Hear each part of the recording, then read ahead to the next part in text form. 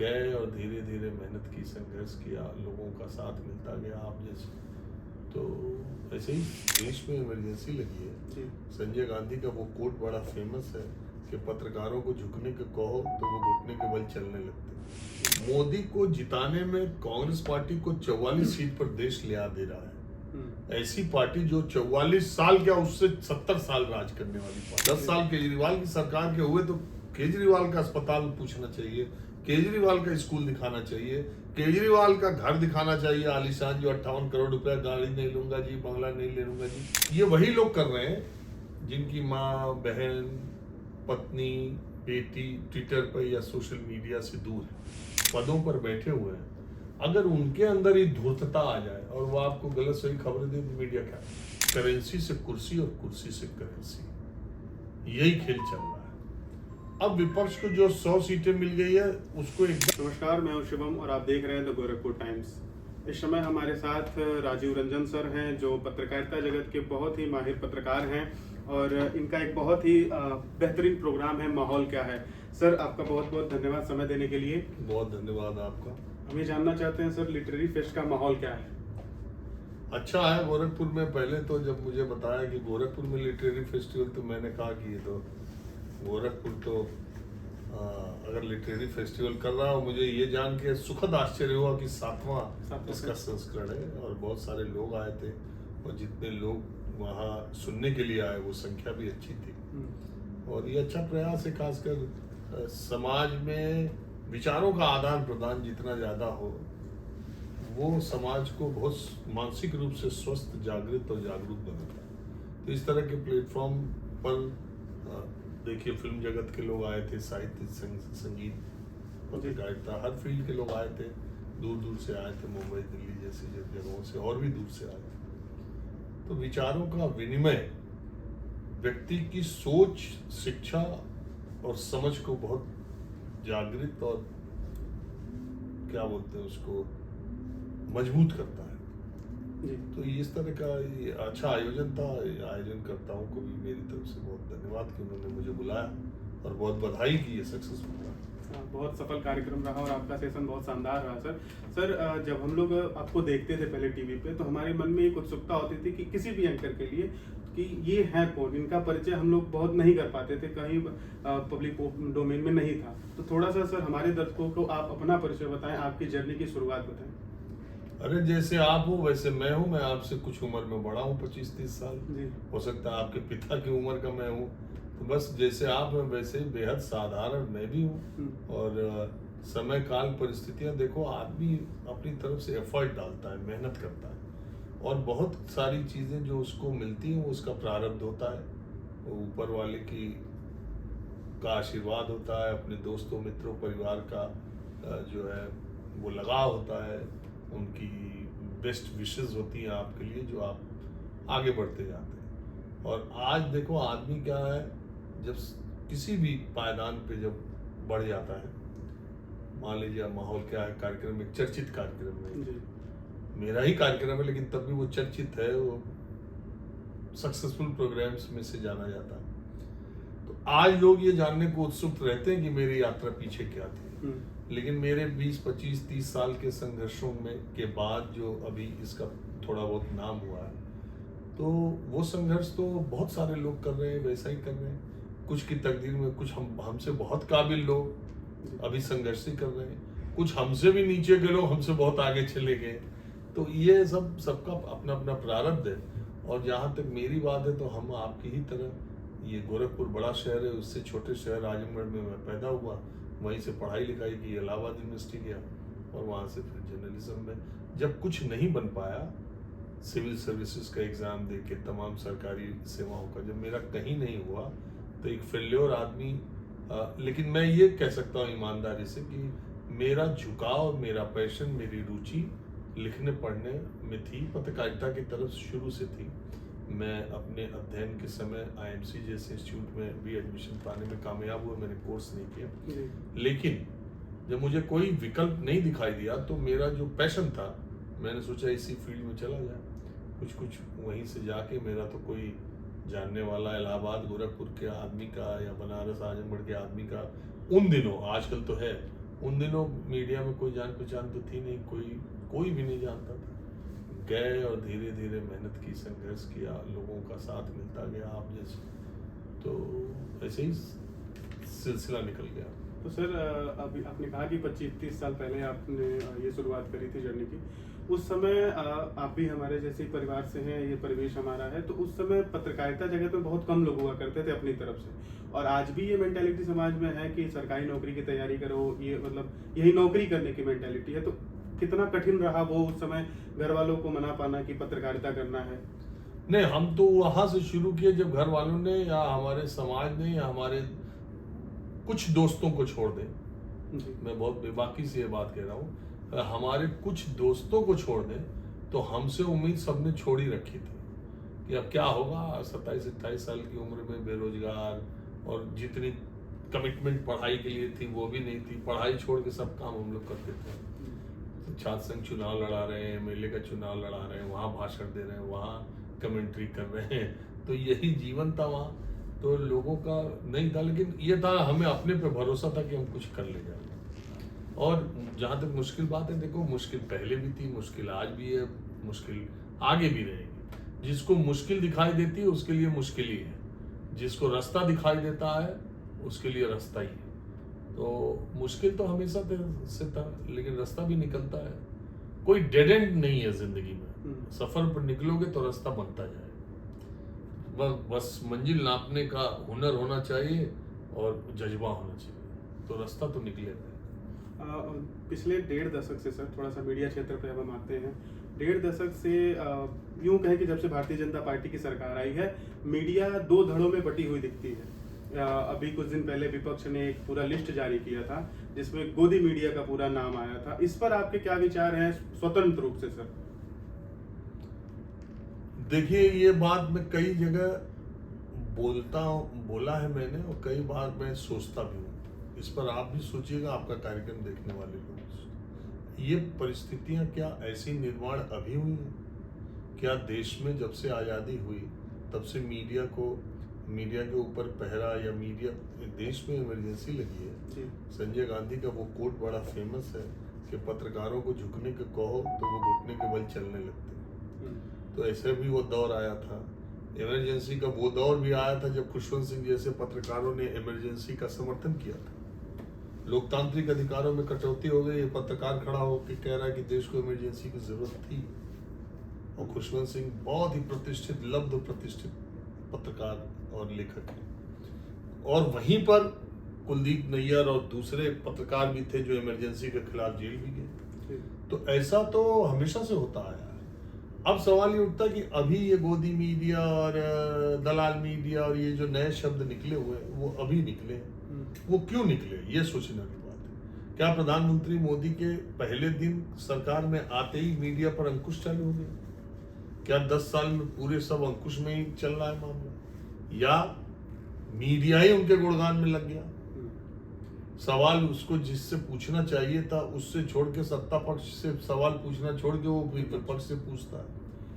मूल बात देखो, मैं बता रहा हूँ, ये बहुत कोइंसिडेंस है, ये इत्तेफाक है कि प्रधानमंत्री मोदी का राष्ट्रीय राजनीति में उभार होता है और उसी समय सोशल मीडिया का प्रचार और प्रसार शुरू होता है। 2013 से ही ट्विटर, फेसबुक और व्हाट्सएप हमारे जीवन को नियंत्रित करना शुरू कर देते हैं, और उसी समय मोदी भी आ जाते हैं सेंटर स्टेज में, और पूरा सोशल मीडिया पर नैरेटिव चलना शुरू हो जाता है। तो जो लोग, जिनके पास भी हमारे देश में स्मार्टफोन है, पढ़ाई लिखाई सब बंद है, कोई किसी के, लोगों को जानकारी सब है, कोई भी खबर पूछो हाँ वो वाला ना, उससे थोड़ा सा पूछ दो, उतना डिटेल में नहीं, थोड़ी डिटेल में नहीं देखा था, लेकिन हाँ ऐसा कुछ सुना था। तो अब हो क्या रहा है कि सूचनाओं का प्रवाह इतनी तेजी से हुआ आ रहा है, एक एक आदमी के मोबाइल में 100 व्हाट्सएप के वो आ रहा है, उसने ऐप डाउन किया हुआ है न्यूज वेबसाइट्स का, फेसबुक आ रहा है, व्हाट्सएप आ रहा है, ट्विटर आ रहा है। उतना मानव का दिमाग उतनी सूचनाओं को एकत्रित करने की उसके पास शक्ति नहीं है, उसको छानने की शक्ति नहीं है, उसके गंभीरता को पकड़ पाने की शक्ति नहीं है, वो उसमें उलझा हुआ है। तो इसी सोशल मीडिया की जो, मैं उसकी बुराई नहीं कर रहा हूँ, ये बहुत सशक्त है, उस सोशल मीडिया ने जो भ्रामक खबरों को फैलाना शुरू किया, एक तरफा खबरों को फैलाना शुरू किया, उससे यह हुआ कि मेन स्ट्रीम मीडिया की क्रेडिबिलिटी भी जाती रही।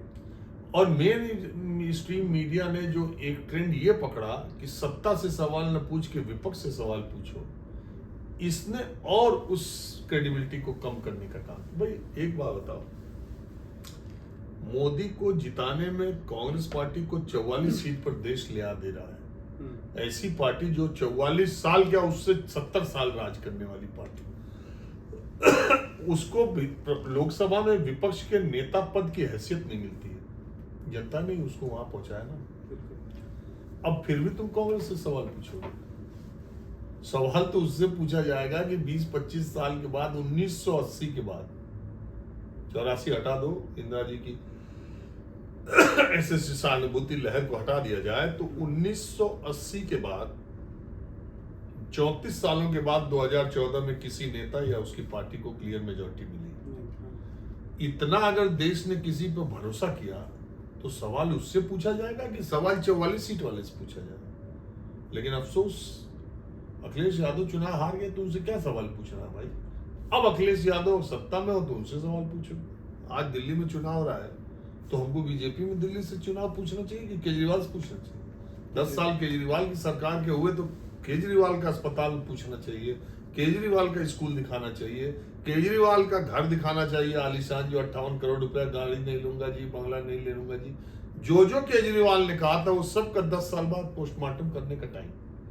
लोकसभा का चुनाव आप मोदी से सवाल पूछिए, यूपी में सवाल होता आप योगी आदित्यनाथ की सरकार, उनके बीजेपी के लोगों से सवाल पूछिए कि आपने क्या करा क्या नहीं करा। अखिलेश यादव से पूछिए। सरकार सत्ता से सवाल सत्ता से बनता है कि विपक्ष से बनता है। इसीलिए धीरे धीरे एक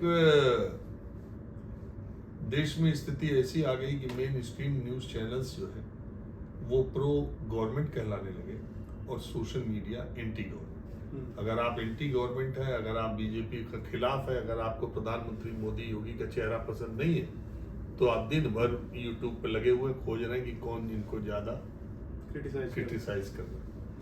और नहीं तो अगर आप मोदी जी के और बीजेपी के और सरकार के प्रो खबरें देखना चाहते तो टाइमली, वो तो सब एंकर और चैनलों के नाम सबको पता ही, खोल के बैठ जाते हैं। और जैसे प्रवचन में लोग कथा प्रवचन स्वामियों का सुनते हैं, वैसे वो न्यूज चैनल्स को सुन रहे हैं और सोशल मीडिया। तो सर, अभी जो आपने जैसा कहा कि सत्ता से सवाल पूछना चाहिए, तो आप एज अ मीडिया पर्सन ये विसंगतियां आई क्यों? क्या इसके पीछे विचारधारा है कि मीडिया हाउसों की विचारधारा भी एक पक्ष की तरफ हो चली है? ये कहें कि दक्षिणपंथी वामपंथी विचारधारा बट गए हैं आपस में मीडिया हाउसों में भी? वो तो बटे हैं पहले से। देखो, मीडिया हाउसों में नहीं है ऐसा आप कह सकते हैं। हर मीडिया हाउस में हर तरफ की विचारधारा वाले लोग हैं, और विचारधारा, हमको विचारधारा चाहे कोई पसंद हो, ठीक है, वो हमारे काम में नहीं, पेशे में नहीं आनी चाहिए, ठीक है। अब कोई मान लो डॉक्टर है, वो RSS का है, ठीक है, और उसके पास कोई लेफ्ट का नेता मरीज के तौर पर पहुंचेगा तो उसका इलाज नहीं करेगा। वहां तो वो अस्पताल में डॉक्टर हो जाता है ना, और वो नेता लेफ्ट का उसका मरीज हो जाता है। तो अभी बहुत सारे बीजेपी के नेता का बड़ा बड़ा अस्पताल है जिसमें विपक्षी दल के नेता उसी में इलाज कराते हैं, दूसरी जगह नहीं जाते। तो मरीज और डॉक्टर का रिश्ता में थोड़ी पॉलिटिक्स आती है। इसी तरह पत्रकार की लीनिंग, चाहे वो अपने व्यक्तिगत जीवन में उसे चाहे जो विचारधारा पसंद आए, उसके काम में, उसकी रिपोर्टिंग में, उसके एंकरिंग में कभी ये नहीं झलकना चाहिए कि वो किसी तरफ का है। उसे खुद पार्टी नहीं होनी चाहिए। जहां तक बात आप ये कह रहे हो ना, सत्ता आने के बाद देखो मोदी जी की एक लहर तो थी, 25-30, ज्यादातर टीवी एंकर्स की उम्र 40 साल से कम है। मैंने आपको बताया कि 34 साल पहले मेजॉरिटी मिली थी। एक नेता का राष्ट्रीय स्तर पर ऐसा करिश्मा तो हमने इसके पहले कभी देखा नहीं था। तो उसका तो उनको जीत मिली, और लोकतंत्र में और लोकतांत्रिक तरीके से जीत मिली, तो उनका गुणगान पहली जीत के बाद तो बनता ही था। मीडिया को तो ये बताना ही पड़ेगा कि एक आदमी ने लोकतंत्र में करिश्मा किया, ठीक है, वो तो करना था। लेकिन जब सवाल पूछने का टाइम आया तब भी वो गुणगान में लगा था। यहां से बात थोड़ी सी खराब हुई। सर, हम कल एक बड़े मीडिया हाउस के बड़े एंकर को सुन रहे थे, तो उन्होंने कहा कि ईमानदारी से अगर कहूँ तो मेरी भी एक अपनी विचारधारा है, और मेरे दिमाग में वो विचारधारा चलती रहती है, इसीलिए लोगों को ऐसा लगता है कि ये एंकर प्रो बीजेपी है और ये एंकर एंटी बीजेपी या विपक्ष का है। आपकी इस पर क्या राय है? हर आदमी, देखिए मैंने आपसे कहा, हर आदमी की अपनी अपनी बातें, अपनी विचारधारा है, उनके अपने विचार हैं। वो क्या कह रहे थे उससे मेरा कोई लेना था। मैंने आपसे ये कहा, मैं किसी भी विचारधारा का हूँ, जी। मगर मेरी एंकरिंग, मेरे प्रोग्राम, मेरे बोलने में, मेरे सवाल पूछने के लहजे में वो नहीं आना चाहिए। वो कोई ना कह सके कि मैं खुद ही किसी पार्टी के प्रवक्ता से ज्यादा बढ़ के मैं एक पक्ष को एक प्रवक्ता की तरह काम कर रहा हूँ। तो फिर देखो, दर्शक है, सबको मालूम है। और अब आज के जमाने में आप ये नहीं कह सकते, मैं ये नहीं कह सकता कि मैं ये कर रहा हूँ। अरे जनता देख रही कौन क्या कर रहा है, कौन नहीं कर रहा है। आपकी, मैंने पहले कहा ना कि विचारधारा, मेरी कोई विचारधारा, मुझे कोई नेता कोई पसंद आता, मगर वो नेता मेरे सामने पड़ जाए और जब मुझे इंटरव्यू करने लगे तो ये ना किसी को लगना चाहिए कि कहीं से कॉम्प्रोमाइज्ड, कहीं से इन्फ्लुएंस हो रहा है। आप समझ रहे? अब आप आम छील के खाते हो कि काट के खाते हो, सवाल पूछोगे और आप किसी से पूछोगे कि आप थकते क्यों नहीं हो, जिससे आपको पूछना चाहिए कि आपने ये कहा था, आपने ये कहा था, आपने ये कहा था, ये कहाँ गया। तो थोड़ा जब तक आप क्रॉस क्वेश्चन नहीं करते हो तो लोगों को लगता है कि यार ये क्या सवाल पूछ रहा है। किसी से भी, सत्ता पक्ष में पूछे चाहे किसी में पूछे, प्रासंगिकता पे सवाल उठते हैं इस पर। बिल्कुल। सर, मतलब आपके कहने का ये सेंस माने, या हमारे जो युवा साथी सीख रहे हैं अभी, वो ये समझे कि उनके प्रोफेशन में उनकी विचारधारा आड़े नहीं आनी चाहिए। देखिए, युवा साथियों के लिए मेरा एक संदेश ये है, आपको सीरियसली बताऊं। अभी मेरा एक पॉडकास्ट करने एक हमारे मित्र आए थे, उन्होंने मेरा इंटरव्यू किया और मुझसे पूछा आप ही की तरह। मैंने उनसे बोला कि मैं 3-4 बार मैंने सिविल सर्विसेज का मेंस दिया है, मैं नहीं हुआ, मेरा मैं उस लायक भी नहीं था, मैंने उतनी मेहनत भी नहीं की। प्रारंभिक परीक्षा हो जाता तो मेरे जैसे 10,000 लोगों का होता, मेरा नहीं हुआ। उसके बाद मैं पत्रकारिता में चला गया। आदमी का नहीं होगा तो वकालत करेगा, प्रधानी लड़ेगा, टीचर बनेगा, कुछ तो करेगा, आजीविका के लिए रिक्शा चलाएगा, दुकान खोलेगा, जिसका जो। तो मैं पत्रकारिता में आ गया और 20-25 साल हो गए मुझे। तो उन्होंने मेरा इंटरव्यू किया और ले जाके वहां पे थंबनेल में लगाया कि एक आईपीएस बना पत्रकार। मुझे किसी ने भेजा तो मैंने उनको कहा कि यार मैंने न बोला, न मैं आईपीएस से मेरा दूर दर्द, आपने ऐसा थंबनेल क्यों दिया? उनका सर इससे चल जाएगा, व्यूज आ जाएगा। तो उनका चल तो गया 2-3 लाख मैंने सुना, और उनके व्यूज भी आ गए, उनका चैनल भी मोनेटाइज हो गया। और अब अगर इस दृष्टि से किस नए पत्रकार पत्रकारिता करेंगे कि इससे व्यूज आता है और इससे यही चीज, यही बिकेगी, यही चलेगी, तो साल 6 महीना आएगा, फिर आपसे एक बड़ा व्यूज लाने वाला आ जाएगा जी। फिर उसके 6 महीने बाद एक और बड़ा कलाकार आ जाएगा, वो पीएम से पत्रकार बनने की कहानी लिख देगा उसी में। जब ऐसे ही लिखना है तो कुछ भी लिख सकते हो आप। सवाल ये कि अगर आपका कंटेंट अच्छा होगा, बहुत सारे प्लेटफॉर्म ऐसे हैं, बहुत सारे न्यूज़ चैनल्स ऐसे हैं, बहुत सारे न्यूज़ मेकर्स ऐसे हैं जिनकी एक क्रेडिबिलिटी है और जिनका एक कंटेंट का एक स्तर है, वो लंबी रेस के घोड़े होते हैं। नए बच्चों के साथ मैं यही प्रॉब्लम देखता हूँ। मुझे कई बार, मैं किसी भी नया से नया यूट्यूबर आता है, मैंने आज तक जिंदगी में किसी को मना नहीं किया। यूट्यूब पे लोग काम जो करते हैं कि तो मेरे से जानते हो क्या पूछते हैं आके? सर आप बहुत वायरल होते हैं, आपका ट्विटर पे बहुत वायरल होता है, सोशल मीडिया पे बहुत, मुझे बताइए ये वायरल वाला कंटेंट कहाँ मिलेगा? अब उनको कंटेंट से मतलब नहीं है, उनको वायरल होना है, उनको व्यूज आना है।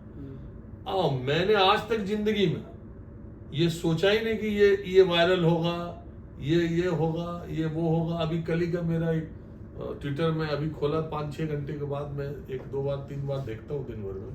अभी देखा हूँ तो वो एक वायरल हुआ पड़ा है ट्वीट आपका। हाँ, नहीं मेरा ट्वीट नहीं, मेरा वीडियो। अच्छा। ट्वीट तो मैं महीने में 2-1 करता हूँ। वीडियो आपका वायरल हो गया। वीडियो वायरल होते रहता तो, लेकिन मैंने ये सोच के थोड़ी नहीं उसको शूट किया कि वो वायरल होगा। अरे भाई आप कंटेंट बनाओ ना, कोई टॉपिक पकड़ो, कोई जनता की बात पकड़ो, कोई समस्या पकड़ो। गोरखपुर में बहुत सारी समस्याएं हैं, बहुत सारी परेशानियां हैं, आप उसको उजागर करो। योगी जी यहाँ के मुख्यमंत्री, उन तक बात पहुंचे, वो कुछ चेंज आए, तब आपका जर्नलिज्म में कोई यहाँ कमी है, कोई जनता की मांग है, वो आप ऐसे पुरजोर तरीके से शूट करो, स्टोरी करो कि उसका इम्पैक्ट, चूंकि चीफ मिनिस्टर यही है, जल्दी से जल्दी उन तक पहुंच जाए, उनको टैग करो, उनकी परेशानी।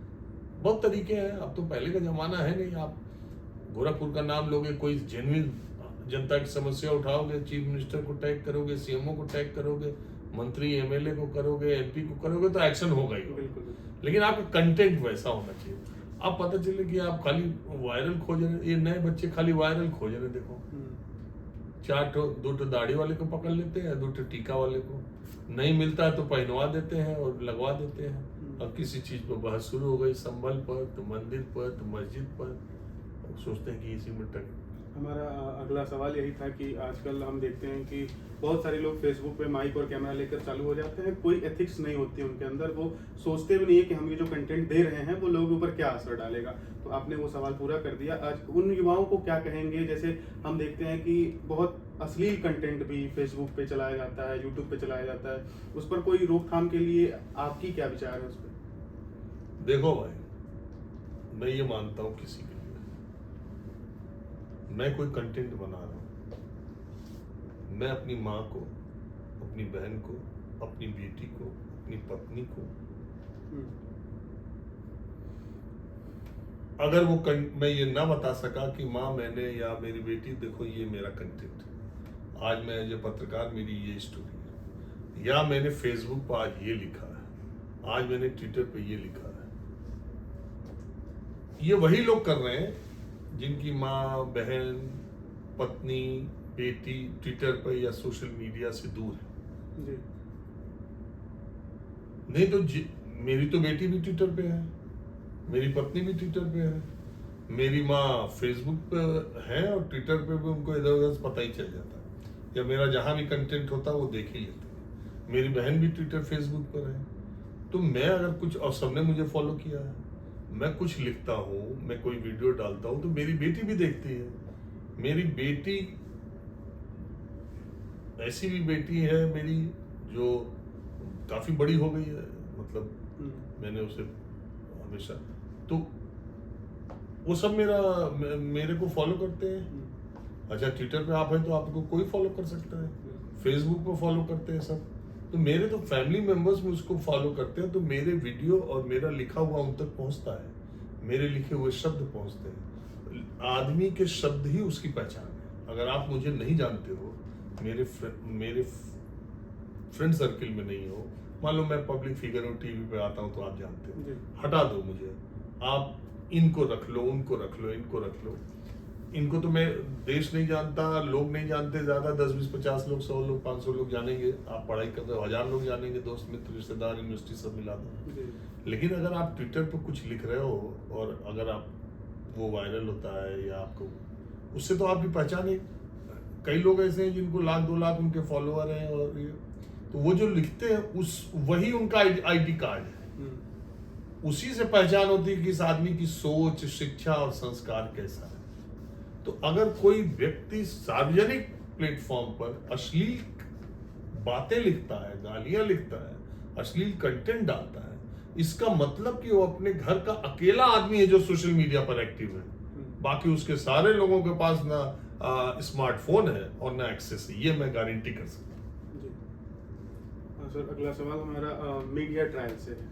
आपके क्या विचार है, जैसे अभी हमने बहुत सारे मुद्दे देखे, चाहे शाहरुख खान के बेटे का मुद्दा हो गया हो या उसके पहले एक एक्टर की मौत हुई थी, उस मुद्दे पे मीडिया ट्रायल जब होता है तो लोग, हम जैसे या जो भी दर्शक हैं, वो ये मान लेते हैं कि जो मीडिया कह रही है वो सही है, और उसके बाद उसका क्या होता है वो कुछ पता भी नहीं चलता है। मीडिया ट्रायल पे आपका क्या कहना है? मैं एक आपको किस्सा बताता हूँ अभी हापुड़ का। एक टीचर था, एक प्रिंसिपल था, वहां के स्कूल के बच्चों ने उसके ऊपर शारीरिक शोषण का आरोप लगाया। प्रिंसिपल, टीचर्स पहुंच गए, अरे उनके पेरेंट्स पहुंच गए, वहां पे हंगामा किया, टीचर के ऊपर मुकदमा हुआ, प्रिंसिपल के ऊपर 2 साल वो जेल में रहा, और 2 साल बाद वो बाइज्जत बरी हो गया। और जब बाइज्जत बरी हुआ तो अखबार और न्यूज चैनल में तक खुद चला ही नहीं, न्यूज चैनल में तो चला ही नहीं, अखबारों में 2 या 3 या 4 लाइन की खबर छपी। ये 1 महीने पहले की बात बता रहा हूं आपको। और केस क्या था, जब वो अरेस्ट हुआ तो अखबारों की पहले पेज की, आधे पेज की खबर थी उस जिले की, और नेशनल न्यूज चैनल्स ने भी हेडलाइन बनाई, काला या छात्रों के साथ अश्लील हरकत करने वाला, शारीरिक शोषण करने वाला प्रधानाचार्य गिरफ्तार। ठीक, छात्रों के आरोप लगा दिए गए, वो चला गया। हुआ क्या था मालूम, कुछ आवारा लड़के और लड़कियां उस स्कूल कैंपस से बाहर कोई जगह थी, तालाब या कोई ऐसी जगह सुनसान थी, वहां पर गांव वालों ने या कुछ 2-4 लोगों ने उनको वहां पे देखा। कुछ ऐसा उम्र के हिसाब से उन्हें वहां नहीं होना चाहिए या जो भी था, जिस भी अवस्था में देखा, उस गांव वालों ने प्रिंसिपल से आके कहा कि ये लड़के ये थे।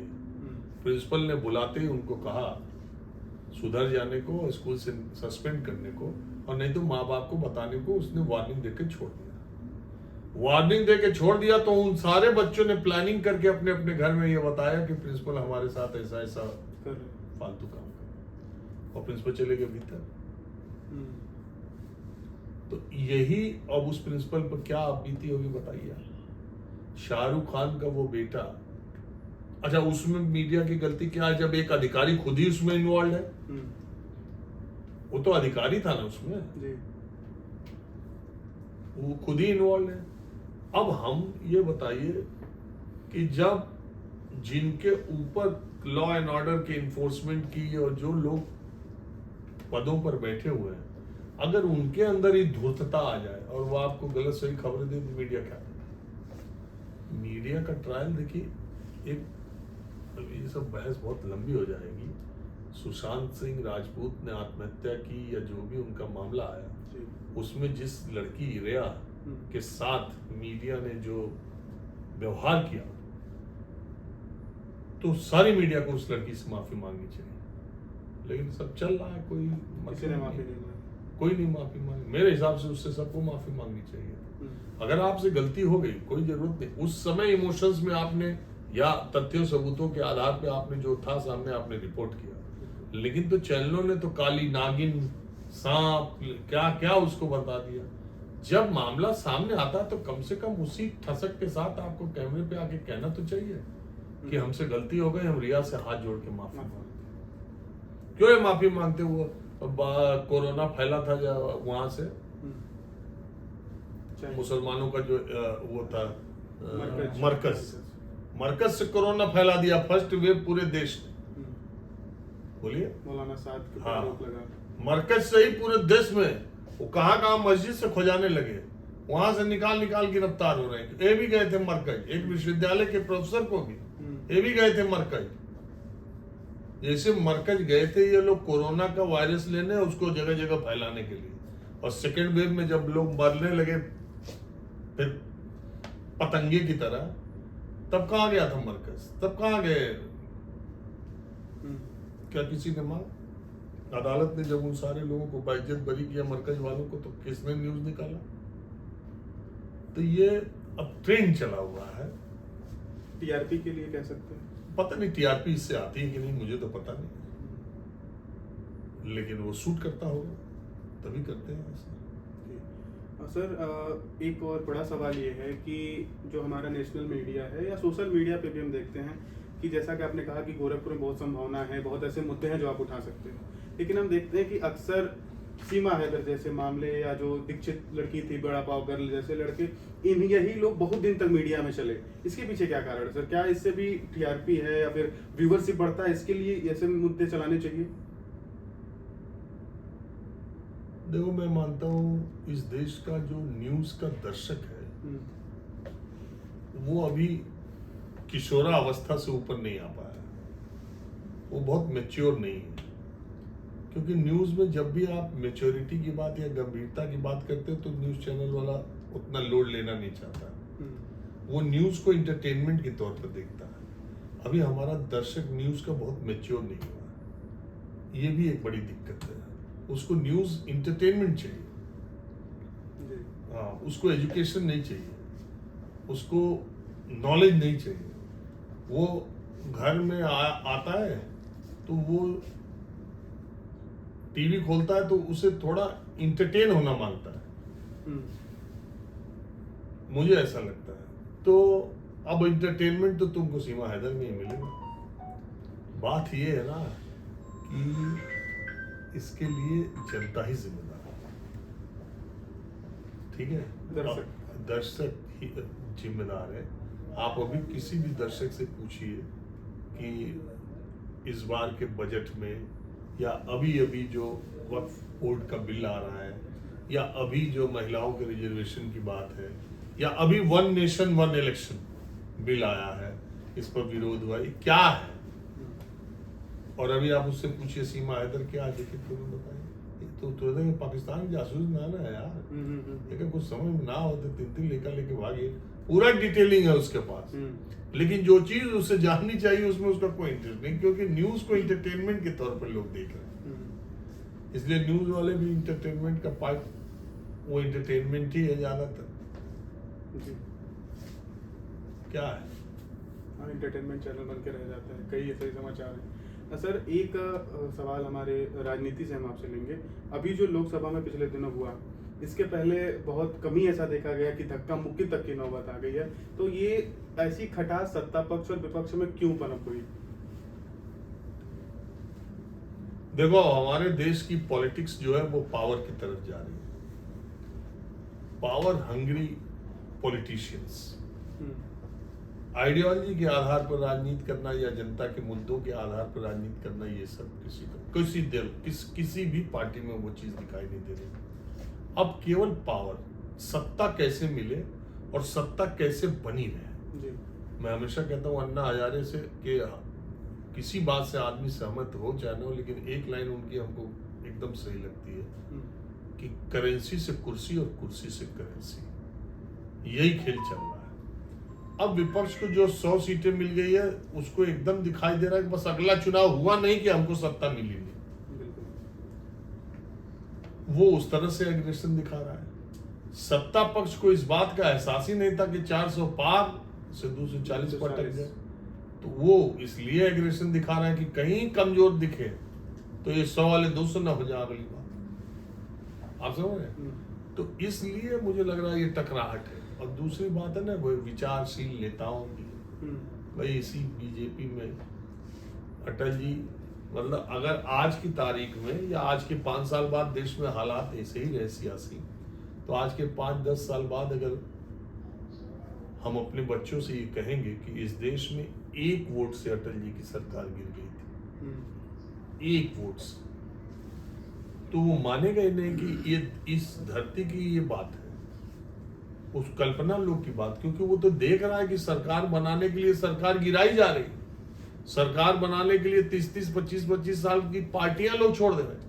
वो देख रहा है कि 10-10 साल मंत्री रहने के बाद चुनाव से ठीक पहले अपने नेता पर आरोप लगा के लोग छोड़ दे रहे हैं, अगर उसे उन्हें उम्मीद रही है कि दूसरा वाला आ सकता है। वो कहेगा ऐसा कैसे होगा, 1 वोट से सरकार केंद्र की गिर गई।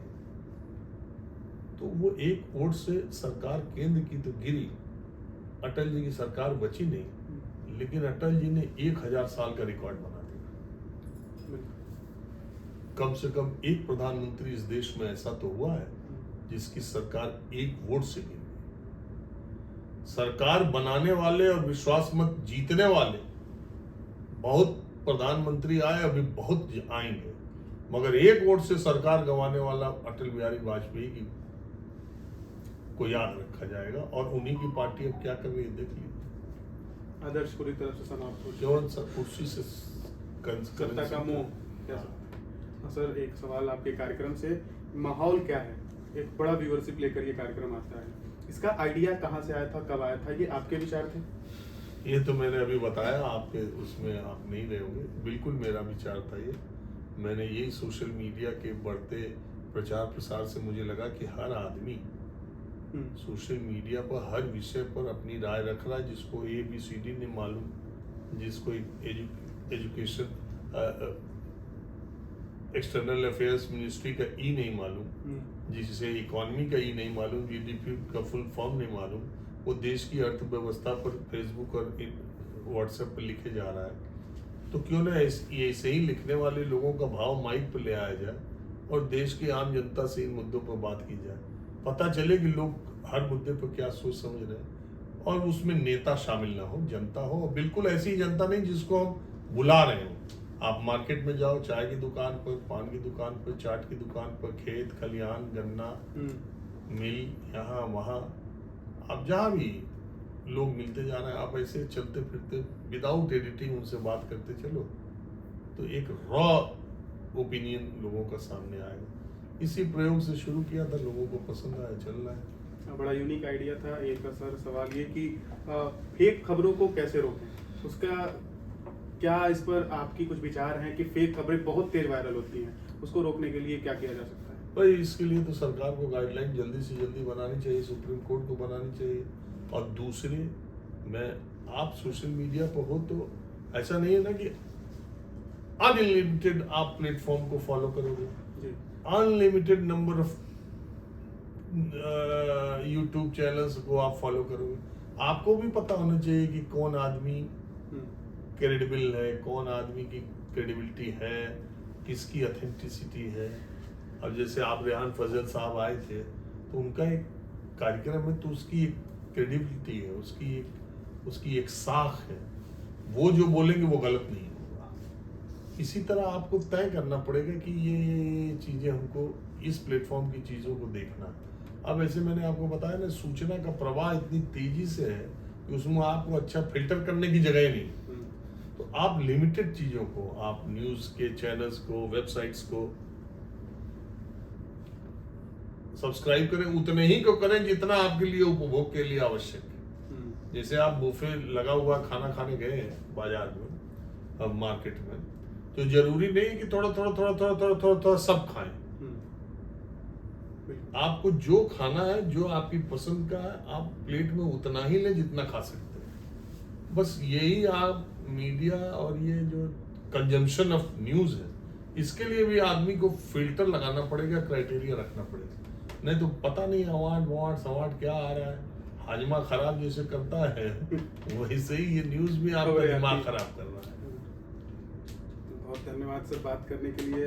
बातें कभी खत्म नहीं होंगी, लेकिन समय का एक अभी थके हुए हैं, आप एक कार्यक्रम से आ रहे हैं, तो हम इस सेशन को यहीं समाप्त करते हैं। हमारे साथ थे बड़े पत्रकार, मजे हुए पत्रकार राजीव रंजन जी। बात करके बहुत आनंद आया। आप हमें बताएं कमेंट में आपको ये बातचीत कैसे लगी। धन्यवाद, नमस्कार।